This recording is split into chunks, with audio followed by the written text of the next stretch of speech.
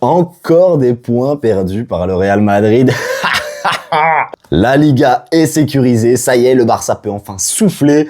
On va enfin pouvoir se concentrer un peu plus sur la Ligue des Champions maintenant. Moi, je voulais absolument sécuriser la Liga avant de sécuriser la Ligue des Champions. Ça y est, c'est chose faite. On m'est tombé dessus dans les commentaires. Je sais, il y a plusieurs personnes qui m'ont dit « Ouais, t'es pas un vrai fan, etc. Tu veux bousiller la Ligue des Champions pour la Liga. » Ça y est, les gars, je change de discours. La Liga, elle est pliée. Ça y est, c'est fait. On peut prendre 9 points d'avance en cas de victoire à domicile chez nous au Camp Nou contre l'Espagnol Barcelone demain vers 18h30. Donc honnêtement, je pense que ça va aller. Je voulais aussi vous dire merci énormément. Vous avez enfin dépassé le cap des 200 abonnés sur la chaîne. Vraiment, merci. Voilà, en espérant que la chaîne continuera à se développer. D'ailleurs, il y a du nouveau qui va sortir sur la chaîne. Je vais bientôt être sponsorisé. Donc, je vous en dirai plus en temps voulu. Pour l'instant, juste merci d'être là. Ça me fait vraiment plaisir. Donc, nous, on va enchaîner avec le débrief. Je vous laisse avec le générique.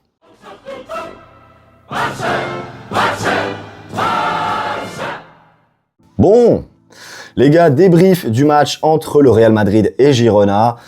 Un but partout, voilà, c'était un match, on va pas dire terne, parce que c'était quand même un match que j'ai apprécié regarder, malgré que ce soit le Real Madrid, et vous savez que je ne suis pas fan du Real Madrid, la preuve en est derrière moi, et sur ma main, et etc. Vous le savez, je ne suis pas fan du Real Madrid, mais j'ai quand même pris du plaisir ce soir pendant le match, parce que Girona a proposé du jeu, même si dans les statistiques vous allez voir que c'est pas vraiment ça. Et le Real a vraiment poussé, même si cette fois-ci on pourra dire qu'ils ont un peu moins poussé que d'habitude. J'ai trouvé qu'ils étaient à l'image de leur saison en fait. On va répéter la même chose à chaque débrief du Real Madrid, c'est pareil. Ils nous montrent pas spécialement plus de choses malgré que cette fois-ci ils ont aligné leur équipe type avec les Bellingham, etc. Ça n'a pas vraiment fonctionné comme prévu. Je l'avais dit, si leurs cadres sont titulaires, ça va pas fonctionner. Ils étaient titulaires et ça n'a pas fonctionné. Un partout. On va enchaîner avec les compositions d'équipe. Pour les compositions d'équipe, on va commencer avec la composition de Girona cette fois. Et comme vous pouvez le constater, on connaît quelques joueurs. Donc moi, personnellement, j'en connais quelques-uns. Le gardien Gazzaniga, je ne connaissais pas ce gardien. Bon, après, je m'intéresse pas non plus à tous les petits joueurs ou joueurs moyens de Liga. Voilà, bon match dans l'ensemble. Rien à dire, il a fait quelques arrêts, on va voir dans les stats après. Alejandro Frances et Victor Reis, tous les deux ont fait un match correct, honnêtement rien à dire. Tu peux défendre contre Vinicius et Mbappé, donc tu fais forcément un bon match. Moreno côté gauche et Martinez Arnau côté droit. Donc encore une fois, bon, on va dire que toute la charnière centrale et sur les côtés était bonne.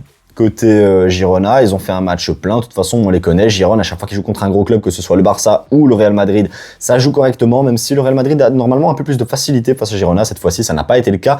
D'ailleurs, tant mieux. Je connais ici, par contre, quelques joueurs au milieu de terrain. Axel Witsel, le Diable Rouge. Voilà, je suis belge, donc forcément, je le connais. Il a fait un gros match aussi. Thomas Lemar, côté droit de ce milieu de terrain, il a claqué un goal. Les gars, quelle patate, masterclass, il sauve le match de Girone, franchement, incroyable goal, franchement, je vous invite à aller le voir en rediffusion, il était incroyable. Et Ivan Martin, côté gauche, qui n'a pas fait un très bon match, mais bon, il est sorti, au final, tout s'est bien conclu. Etcheverry qui est sorti pour Christian Stuani. Bon, Etcheverry a fait un bon match, mais il n'a pas été buteur, voilà, on peut pas non plus trop en demander, un but partout, c'est déjà pas mal.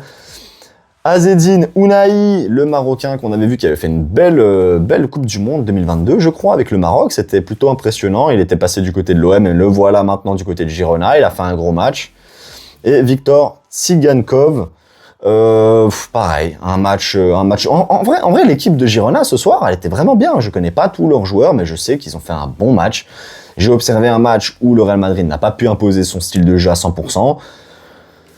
Il y a beaucoup eu de ratés, mais c'est vrai que la défense de Girona, et quand ils se remettaient en bloc, c'était vraiment difficile pour le Real de passer. D'ailleurs, le Real a vraiment du mal cette saison à claquer des goals. Moi, j'avais dit avant le match à certaines personnes que je pensais que le match, il n'y aurait pas plus d'un goal côté Real, et je voyais 1 ou 2 goals côté Girona. Au final, c'est 1-1. J'avais raison sur ce coup-là. Le Real ne montre rien, et je pense que pour la Ligue des Champions, ça risque d'être vachement compliqué. Côté Real Madrid, comme ça on va pouvoir enchaîner directement avec les notes des joueurs, ça sera beaucoup plus simple pour moi d'analyser la composition du Real Madrid avec André Lounine au gardien, parce que Thibaut Courtois n'est toujours pas disponible, on le sait. Carvajal, cette fois, a été préféré à la place de Trent Alexander-Arnold, il est donc aligné côté droit. Côté gauche, c'est Fran Garcia qui a été titularisé pour ne pas trop cramer Mendy avant de, je crois que c'est le plan du Real, d'aligner Mendy face face à Olysée pour Français contre Français. À mon avis, c'est ça le plan, ils se connaissent, donc potentiellement ça pourrait marcher. Donc Fran Garcia qui a été aligné, bon, ça a été très compliqué, hein. On va dire la défense du Real Madrid, toujours à prendre des possibilités. On a eu plusieurs fois peur, parce que j'ai regardé le match avec quelqu'un, donc on a eu plusieurs fois peur, même lui l'a dit. Girona, ça aurait pu plusieurs fois claquer, c'est dommage. Bon, des deux côtés après, hein, je veux pas critiquer, mais le Real Madrid aurait dû les planter, ça n'a pas été le cas malheureusement. Raúl Asensio, Eder Militao au milieu en charnière centrale. Bon, Raúl Asensio fait du Raúl Asensio, encore une fois. Je le trouve pas exceptionnel comme joueur. Franchement, je trouve qu'il parle beaucoup, il a une grande bouche, hein, mais sans vouloir offenser qui que ce soit, mais c'est pas un joueur que je porte dans mon cœur, et en plus son caractère, voilà, il a encore montré son caractère pendant ce match. Les fans du Real vont apprécier, un peu comme Rudiger, mais moi c'est pas mon kiff. Eder Militao qui a fait un match plein, voilà, j'ai apprécié son match. En plus il revient petit à petit, si je dis pas de bêtises, il était pas disponible ces derniers temps, et d'ailleurs depuis un bon moment. Au milieu de terrain, Federico Valverde, Eduardo Camavinga et Jude Bellingham. Camavinga qui n'est d'ailleurs plus jamais titularisé, cette fois-ci il l'a été, il n'a pas fait un très gros match. Ça a été dans l'ensemble, mais ça se voit qu'il manque de rythme. Jude Bellingham, je l'avais dit, tu ne peux pas mettre tous tes cadres dans cette équipe, c'est pas possible. Jude Bellingham, il a fait un match, si je dois dire la vérité, très mauvais. Très mauvais, à l'image de sa saison, honnêtement, il a pris la grosse tête depuis un certain temps. Je sais pas ce que vous en pensez, vous, fans du Real Madrid, si vous me regardez, mais je trouve que Bellingham a de plus en plus la grosse tête, et voilà, ça commence à devenir problématique si tu l'alignes avec Kylian Mbappé et Vinicius Junior en plus en attaque. Voilà, Federico Valverde, le seul qu'on peut sauver à peu près du naufrage, parce que lui, il marque son goal. Donc il y a rien à dire, il prend un jaune aussi, donc bon, est-ce qu'on peut dire qu'il a fait un gros match? Dans l'ensemble, le Real Madrid a fait un match correct, mais dans la finition, ça pêche, et ça se voit que ça manque d'automatisme, ça manque de technique, ça manque d'entraînement, tout ça. Au milieu, en défense, pardon, non, on en a parlé, qu'est-ce que je raconte en défense? En attaque, Kylian Mbappé en numéro 9, comme d'habitude, toujours aligné en pointe. Et il n'a pas pesé, même s'il y a eu une action en fin de match où il prend un coup de coude dans le visage et on voit clairement la faute. Est-ce que ça devait être penalty ou pas? Je ne sais pas. En attendant, l'arbitre a sifflé la faute juste avant qu'il y a eu.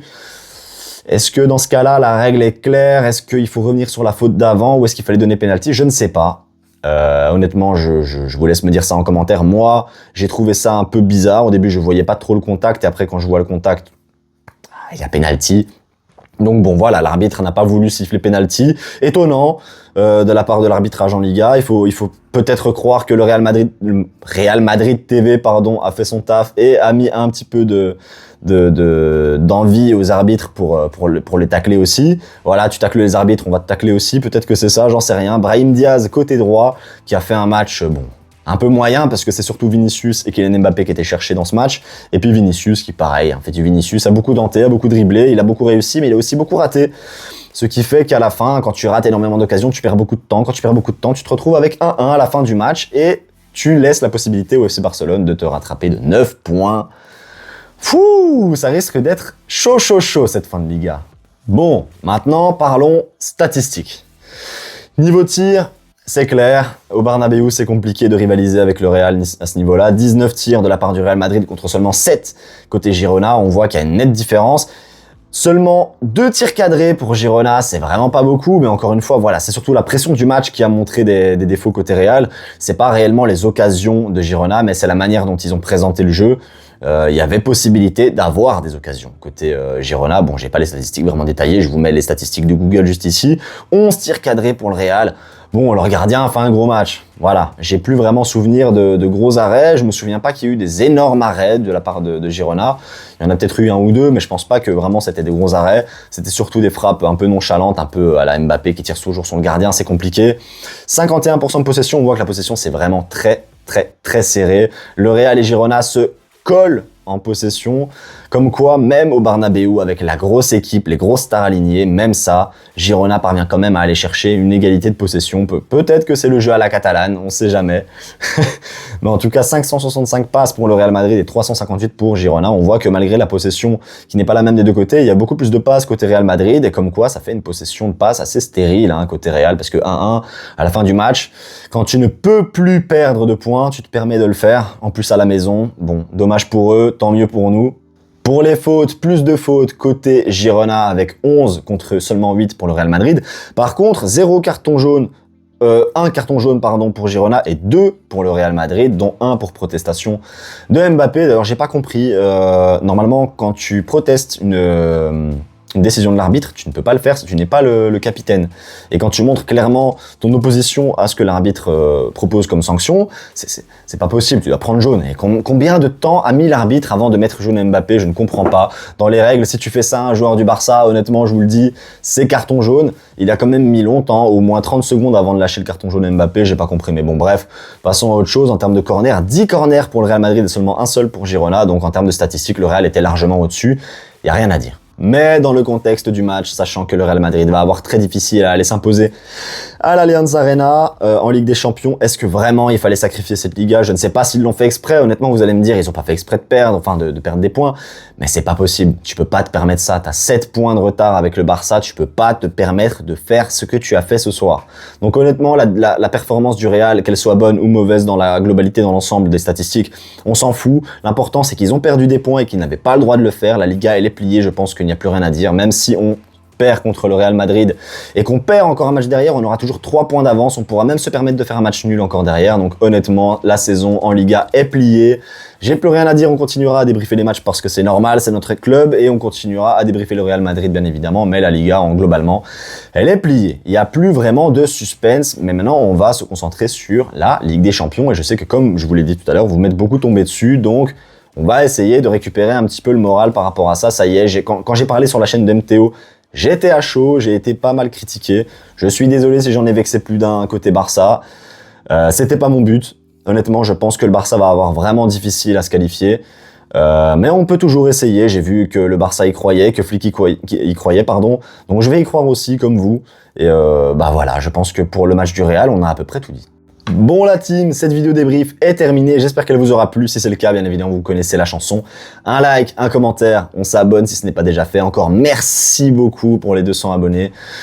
On se donne rendez-vous demain à 18h30 pour le match, avant, pendant et après pour le débrief comme d'habitude. Vous connaissez, YouTube Short c'est important, venez aussi me rejoindre sur les réseaux comme TikTok, Facebook, etc. Je suis assez actif, donc n'hésitez pas à m'envoyer aussi un petit message sur Facebook, je répondrai. Même Insta, mon Insta est dans la description, il y a encore pas grand monde sur le Insta, mais n'hésitez pas à venir pour m'envoyer un message, je me ferai un plaisir de vous répondre. Sur ce, les gars, c'était Rizora, on se dit à demain, Visca Barça.